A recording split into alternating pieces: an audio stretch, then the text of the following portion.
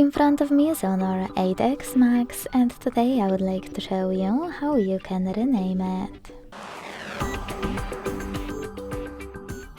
Begin by opening Settings and scrolling all the way down to click on System. Then select About Phone at the top, hit device name and type in whatever you want to.